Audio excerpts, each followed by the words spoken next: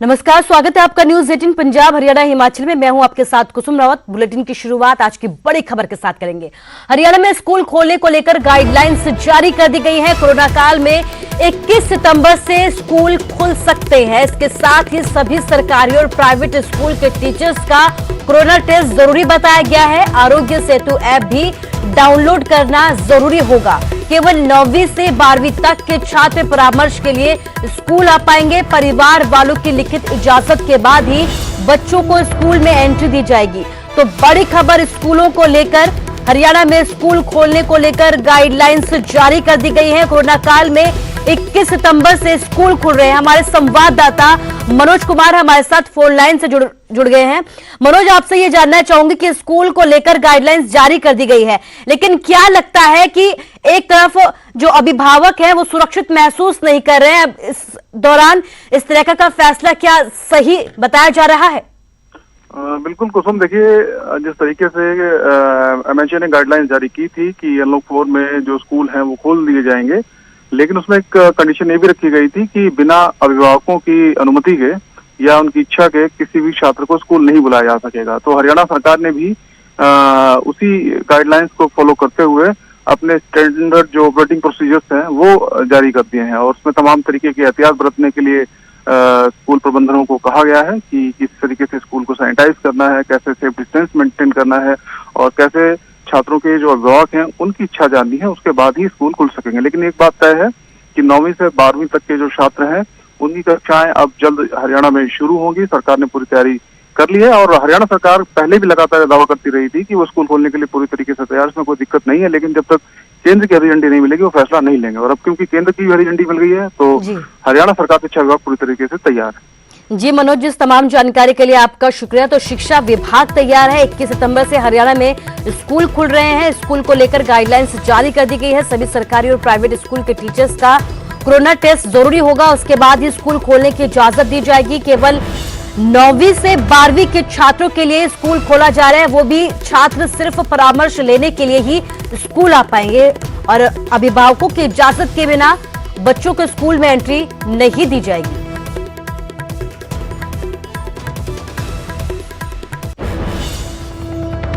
और कृषि बिल पर घमासान जारी है। कृषि बिल पर पीछे हटने को तैयार नहीं है केंद्र सरकार। कृषि से जुड़े 2 और बिल पास करवाने की तैयारी की जा रही है। आज लोकसभा में दोनों कृषि बिल पर चर्चा संभव है। अकाली दल ने इस बिल का विरोध किया है और इसका ऐलान भी अब खुलकर कर दिया है। कांग्रेस समेत तमाम विपक्षी दल भी इसका विरोध करेंगे। लगातार विरोध की प्रक्रिया जारी भी है। तो बड़ी खबर आप खुद बता रहे हैं, लगातार कृषि बिल को लेकर घमासान जारी है। केंद्र सरकार अपने स्टैंड पर कायम है, पीछे हटने को तैयार नहीं है।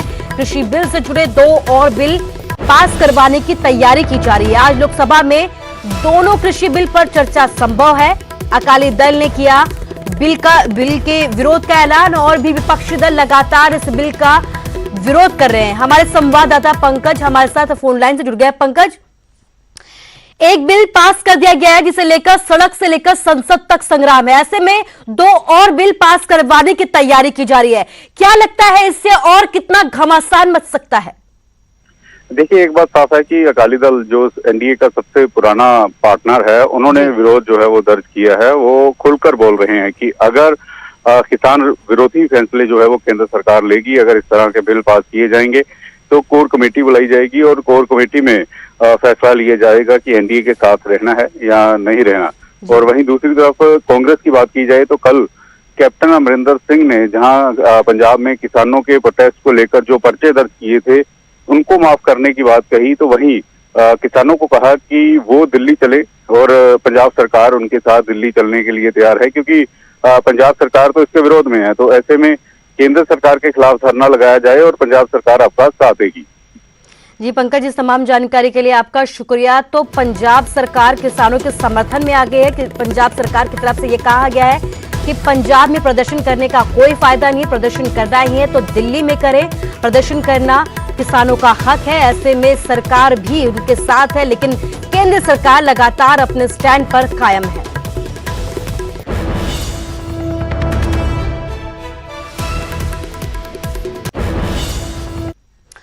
कृषि बिल पर कांग्रेस ने सरकार को जमकर घेरा। न्यूज 18 से बोले पूर्व सीएम भूपेंद्र सिंह हुड्डा। हरियाणा सरकार बुलाए विधानसभा का विशेष सत्र। पंजाब की तरह हरियाणा में भी इस बिल को नामंजूर किया जाए। किसानों के शोषण को बर्दाश्त नहीं करेगी कांग्रेस। किसानों पर हुए लाठीचार्ज के मुद्दे पर बोले हुड्डा। हाईकोर्ट के सिटिंग जज से जांच की मांग की है। तो लगातार आप देख सकते हैं कि बिल को लेकर घमासान जारी है और इस बीच हरियाणा में भी इस घमासान की आप देखी जा रही है। न्यूज 18 से पूर्व सीएम भूपेंद्र सिंह हुड्डा का यह कहना है कि हरियाणा में भी इसका विरोध किया जाए। हरियाणा सरकार इस मसले पर विधानसभा का विशेष सत्र बुलाए।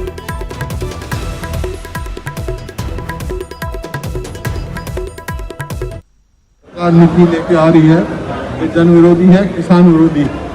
ये एमएसपी जो है, मेरा ये कहना है कि अगर ये 3 जो ऑर्डिनेंस लाए हैं तो चौथा ऑर्डिनेंस एक और लेके आए सरकार कि मंडी में लें, बाहर लें, एमएसपी से कम किसी को नहीं मिलेगा। जो एमएसपी से कम कोई भी खरीदेगा उसकी सजा होगी। तो भुगतान में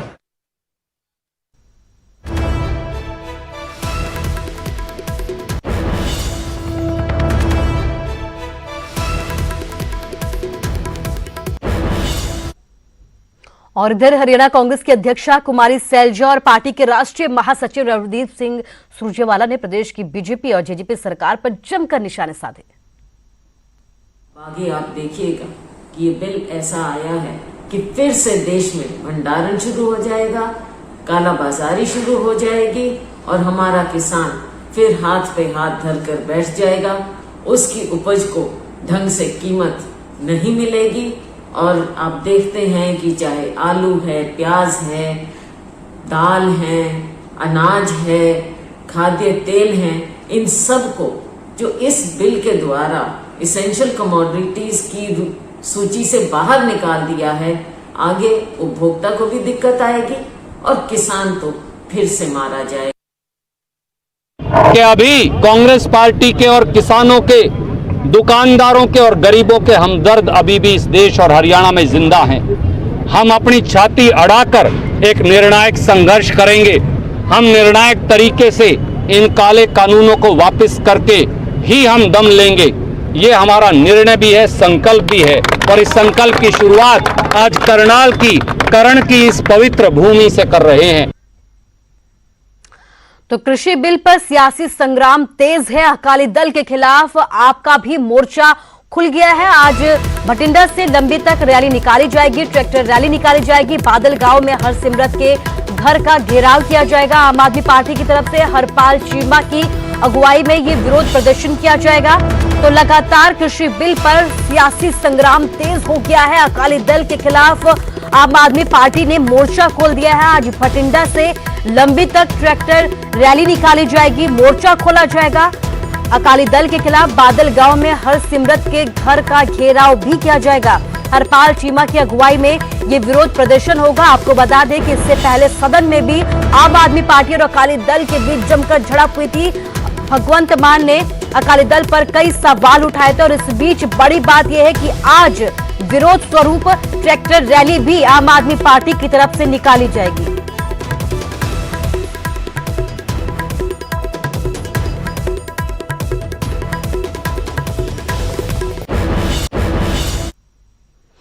और बड़ी खबर आपको बता रहे हैं, केंद्रीय मंत्री नितिन गडकरी कोरोना पॉजिटिव पाए गए हैं। गडकरी ने खुद ट्वीट करके इसकी जानकारी दी है। अपने घर पर ही क्वारंटीन हुए हैं। तो बड़ी खबर आपको बता रहे हैं, केंद्रीय मंत्री नितिन गडकरी कोरोना पॉजिटिव पाए गए हैं। उन्होंने खुद ट्वीट करके इसकी जानकारी दी है। आपको बता दें कि केंद्र के अभी तक 10 मंत्री कोरोना पॉजिटिव हो चुके हैं। इस बीच गृह अमित शाह भी कोरोना पॉजिटिव पाए गए थे। नितिन गडकरी का ट्वीट सामने आया है जिसमें उन्होंने कहा है कि मुझे थोड़ी कमजोरी लग रही थी और मैंने डॉक्टर से परामर्श लिया है। चेकअप के दौरान मैंने कोविड-19 पॉजिटिव पाया है। मैं सब लोगों के आशीर्वाद और दुआओं से अभी ठीक हूं। मैंने खुद को आइसोलेट कर लिया है। इसके साथ ही मैं उन सभी लोगों से अनुरोध करता हूं जो मेरे संपर्क में आए हैं वो सावधान रहें और प्रोटोकॉल का पालन करें।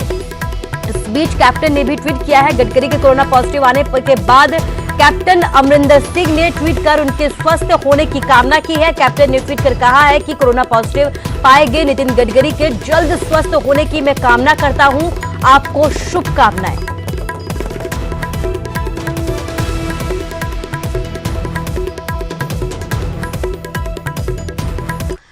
और कोरोना का अपडेट अब आपके सामने। हरियाणा में कोरोना केस लगातार बढ़ते जा रहे हैं। इस बीच हरियाणा में कोरोना के केस 1 लाख के पार पहुंच गए हैं। 24 घंटे में करीब 2700 नए केस सामने आए हैं। 24 घंटे में कोरोना से 19 लोगों की मौत भी हो गई है। हरियाणा में 24 घंटे में गुरुग्राम में सबसे ज्यादा 471 केस दर्ज किए गए हैं और अब तक 1 लाख से ज्यादा केस हो चुके हैं।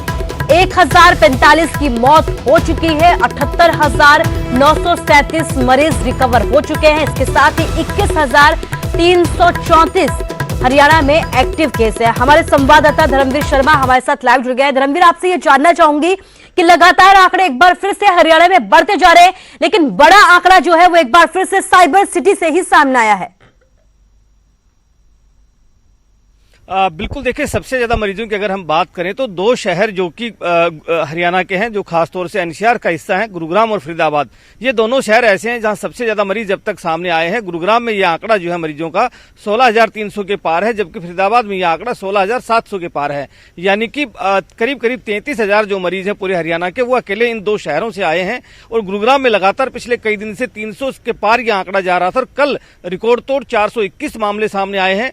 पिछले अगर मैं 16 दिन की बात करूं तो 4,000 के ज्यादा जो मामले हैं वो गुरुग्राम में दर्ज किए गए हैं। यानी कि 275 के एवरेज के हिसाब से मामले गुरुग्राम में आ रहे हैं। जबकि पिछले कुछ दिनों में 20 लोगों ने दम भी तोड़ा है 16 दिन में। तो काफी भयावह स्थिति जो है हम कह सकते हैं कि एक बार फिर से शुरू हो गई है। इन दोनों शहरों में लगातार मामले बढ़ रहे हैं और अब की बार यह आंकड़ा 200 के पार नहीं बल्कि 300 और 400 के पार भी जाने लगा है। प्रशासन हालांकि लगातार जो कंटेनमेंट जोन है उनकी संख्या बढ़ा रहा है।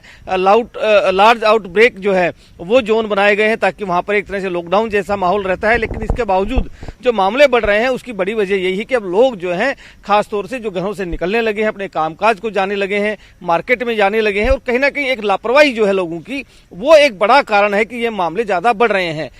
अब जो खासतौर से प्रशासन का ये कहना है कि जब एक व्यक्ति को होता है तो उसके परिवार में लगभग सभी लोग कोरोना पॉजिटिव निकल रहे हैं। यानी कि वो घर में ही लापरवाही बरत रहे हैं, जिसकी वजह से लगातार ये मामले बढ़ रहे हैं। तो लगातार प्रशासन अपील भी कर रहा है कि जो भी जिसमें लक्षण दिखाई देते हैं वो अपने आप को अलग करे और सार्वजनिक जगह पर ना जाए। लेकिन जो लोग अब इसको हल्के में ले रहे हैं वो एक बड़ा कारण है। और बड़ी वजह ये भी है कि अब आवाजाही जो है वो पूरी तरह से शुरू हो गई है, एक शहर से दूसरे शहर, दूसरे शहर से तीसरे शहर। तो ये भी एक बड़ा वजह है कि लगातार मामले बढ़ रहे हैं। कुसुम जी धर्मवीर, इस तमाम जानकारी के लिए आपका शुक्रिया। तो मामले लगातार बढ़ते जा रहे हैं। इस बीच प्रशासन लगातार ये अपील कर रहा है कि एहतियात बरते ताकि कोरोना के मामलों में कमी आ सके, क्योंकि आपको बता दें कि हरियाणा में 1 लाख के पार कोरोना के केस पहुंच चुके हैं, जिन्हें कंट्रोल में करना प्रशासन के लिए बड़ी चुनौती बन गया है।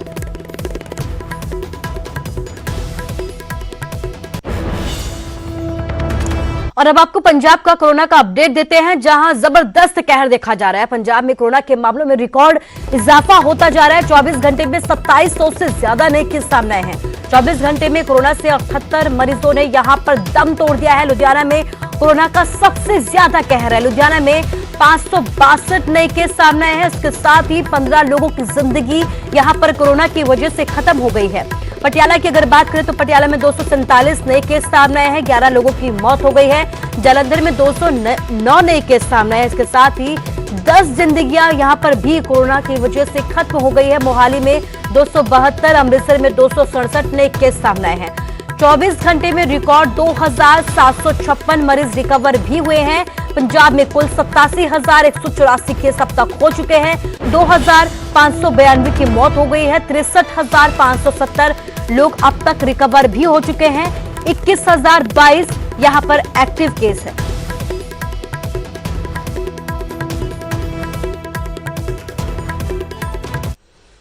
और हिमाचल का हाल आपके सामने। हिमाचल में कोरोना की तेज रफ्तार लगातार जारी है। 24 घंटे में 460 नए मामले सामने आए हैं। 1 की मौत भी हुई है। सोलन में सबसे ज्यादा 117 नए केस सामने आए हैं। अब तक कुल 10,795 केस हो चुके हैं। 89 की मौत हो चुकी है। 6,531 मरीज रिकवर हो चुके हैं। इसके साथ ही 4,146 एक्टिव केस हिमाचल में।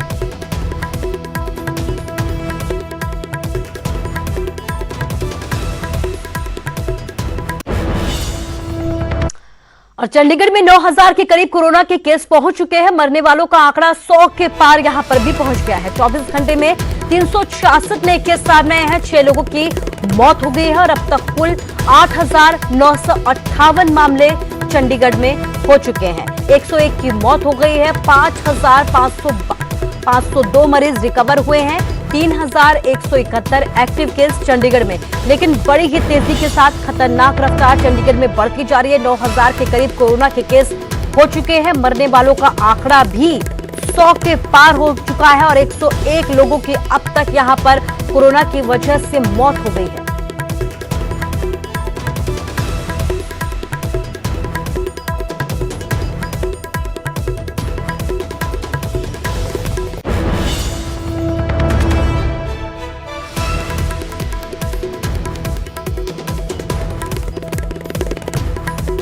बहादुरगढ़ की महावीर पार्क कॉलोनी में लोगों की जिंदगी नरक जैसी हो गई है। दरअसल सीवरेज का पानी गली से होते हुए अब लोगों के घरों में घुसने लगा है। ना कोई सुनने वाला है, ना कोई देखने वाला।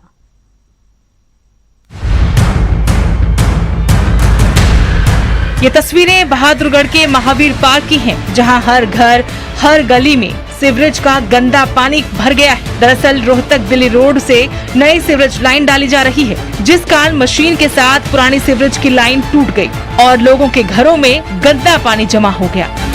गली से गुजरना तक मुश्किल हो गया। हर व्यक्ति गंदे पानी की बदबू से परेशान है। मजबूरी ऐसी कि लोग अपना मुंह ढककर यहाँ से निकल रहे हैं। नाला साफ न होने की वजह से ये जो बरसाती नाला बंद पड़ा हुआ है। सीवर लाइन जो ठप पड़ी है, जो 14 इंची इन्होंने डालना शुरू किया, वहाँ पे मेन लाइन टूट चुकी है और इस वजह से सीवर लाइन नहीं चल रही है और प्रशासन जो है इसका विकल्प नहीं दे रहा है। समस्या ये है जी, ये पानी का हाल देख लो, घर मतलब बीमारी फैलने के आसार हो रहे हैं, समझे। इससे ज़्यादा और बुरा हाल होना भी क्या चाहिए। नहीं तो पानी की निकासी हो सकती है। परली साइड में घेर दो रोड से, ये नाला मान लो जाम है, हमने मान लिया, लेकिन परली साइड में घेर दो, नाला तो उधर भी है, तो इसका कोई तो समाधान होना चाहिए ना। वार्ड परिषद के पति का कहना है कि ट्रैक्टर की सहायता से मशीन लगा के गलियों से पानी निकालने का काम शुरू कर दिया है। उन्होंने सीवरेज लाइन लगाने वाली कंपनी और परिषद अधिकारियों से समस्या का हल निकालने की गुहार लगाई है। हमने कंपनी के अधिकारियों को चेताया है और उनसे कहा है कि जल्दी से जल्दी इसको ठीक किया जाए, जिसकी वजह से पिछले 2 दिन से वो भी लगे हुए हैं और जो वाटर लॉगिंग है, जो गंदे पानी का जल भराव है, उसको ट्रैक्टर से बाहर डाल रहे हैं। नगर परिषद ने भी सीवरेज लाइन लगाने वाली कंपनी को चेतावनी दी है। 2 विभागों में पिस रही सीवरेज व्यवस्था की वजह से लोगों की जिंदगी नर्क हो चुकी है। अब इसका खामियाजा जनप्रतिनिधियों को आने वाले नगर परिषद के चुनाव में उठाना पड़ सकता है। बहादुरगढ़ से प्रदीप धनखड़, न्यूज़ 18। और खबर शिमला से है। शिमला में साइकिल सवारी करने वालों के लिए बुरी खबर है। साइकिल सवार अब शिमला के मॉल रोड पर साइकिल का लुत्फ नहीं ले पाएंगे, क्योंकि जिला प्रशासन ने मॉल रोड से होते हुए शिमला क्लब तक साइकिल की सवारी पर पूरी तरह से प्रतिबंध लगा दिया है। डीसी शिमला अमित कश्यप ने साइकिल की सवारी पर प्रतिबंध लगाने के लिए बुजुर्ग, बच्चों और पर्यटकों का हवाला दिया है। अगर कोई भी यहां साइकिल चलाता हुआ मिलता है तो उस पर जुर्माना भी लगाया जाएगा। प्रशासन ने लोगों से इस निर्णय में सहयोग करने की भी अपील की है, ताकि राहगीरों को किसी भी तरह की समस्या का सामना न करना पड़े। मॉल रोड है, खासकर सीटीओ से और शिमला क्लब तक, जो बिल्कुल ही जो है कोर एरिया है मॉल रोड का, और इस पे आपने देखा होगा पूरे दिन जो है इस पे काफी चहल पहल रहती है और काफी इस पे बुजुर्ग भी जो है वो यहाँ पर आते हैं, महिलाएं भी यहाँ पर आती हैं। प्राय ये देखने में आ रहा था कि कुछ लोग और खासकर जो नौजवान हैं इस पे साइकिलिंग कर रहे थे, इस बिल्कुल ही प्रतिबंधित जो मैं कहूँगा कोर जोन है यहाँ पर। और ये देखने में आया था कि जो हमारे बुजुर्ग हमारे यहाँ पर चल रहे होते हैं, 2-3 बार जो उनसे टक्कर भी हुई और 3-4 बुजुर्ग जो है इनको जो है उसमें चोट भी लगी थी। ये एरिया सिर्फ एक वॉकिंग जोन है, आपने देखा होगा ये तो बिल्कुल सील्ड एरिया है। यहाँ पर गाड़ियां एक्सेप्ट जो एसेंशियल व्हीकल्स हैं हमारी, उनको ही जो इस पे अलाउ किया जाता है। सिरसा और भिवानी में बिजली कर्मचारियों के साथ मारपीट का मामला सामने आया है। सिरसा में जहां मीटर उतारने गए कर्मचारी को परिवार ने बुरी तरह से पीटा है, यहां तक कि कपड़े तक फाड़ दिए। वहीं भिवानी में भी एक परिवार ने जेई समेत 5 बिजली कर्मचारियों पर हमला कर दिया। ये सभी कर्मचारी बिजली चोरी पकड़ने के लिए गए थे, लेकिन वहां उनके साथ मारपीट की गई।